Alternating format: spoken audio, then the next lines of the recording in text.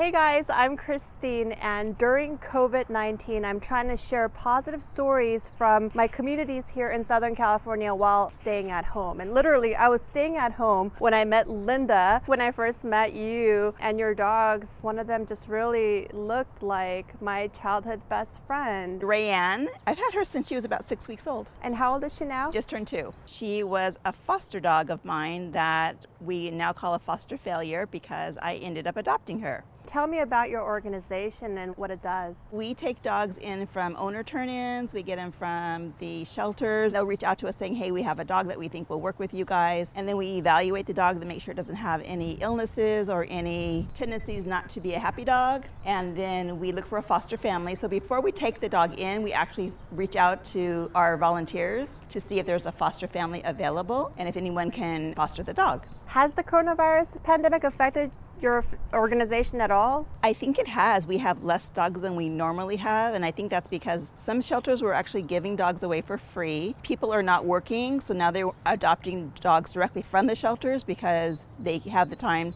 to stay home with the dogs. For the organization, that means you're not able to help find as many dogs that need loving homes, right? Right now. But it's kind of a good thing too, because that means dogs are finding homes. What have you experienced during this time by having your dogs with you? Dogs are really important to me because I was an only child. My parents always let me have at least a dog. So having Robin and ReyAnne with me, even though I am able to go to work, when I come home and I can't normally go out and do what I want to do, I talk to them.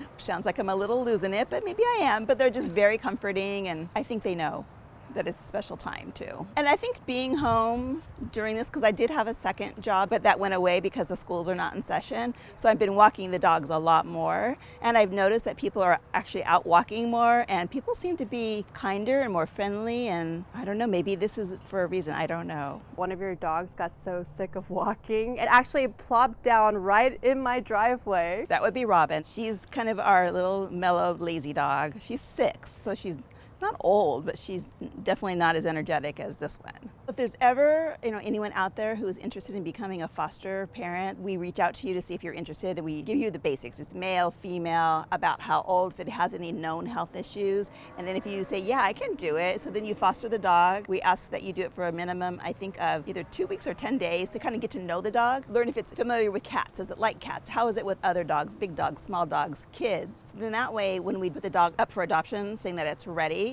then we'll know what its temperament is and what it likes, because we don't want to place a dog and then have to have it returned. That happens very rarely, but it does happen. Do you have any idea how many dogs you've helped through this organization? Maybe a dozen?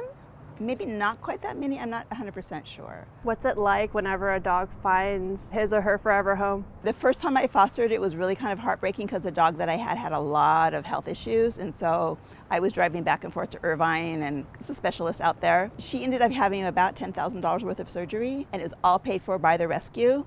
And the lady that adopted that dog loves that dog. It was a senior dog, spoiled rotten to this day. And so that's kind of a cool story. That was my favorite. And at first I wasn't sure if I could do it, if I could foster and let the dog go. But then when you see the people that are receiving the dog, how happy they are, it's really kind of a cool feeling. So now I'm okay with it. It's a little bit of work, but it's not terrible. I think I was in middle school when Vince, my golden retriever Cocker Spaniel, died. I was a mess, and I think that's why to this day I don't have a dog. How do you overcome that grief? I remember my very first dog, her name was Tippy, and she passed away when I was 15, and I think I got her when I was about 4 or 5. So I had her for a very long time, and I was devastated. I mean, she had gone blind, but I still didn't want to have her pass away. So I would call her from across the room, and it was kind of funny because she would bump into things. But then it got to the point where, it's not fair to her. So she did pass away, and I was just like devastated because that was my first dog. And it took me like a heartbeat before I wanted to get another one. But then it's like, you know what? They bring such joy, and I don't know, it's just a really good thing to have. Anything else you want to add or share about just kind of this moment, this special moment in our history? It's a good thing for these guys that, people are out there taking care of their dogs and walking them and emptying the shelters, and then our rescue, we don't have any. It's just a wild, we have people waiting, but we just don't have dogs. So it's just interesting. We'll see how this all plays out. All right, Robbie, shall we go?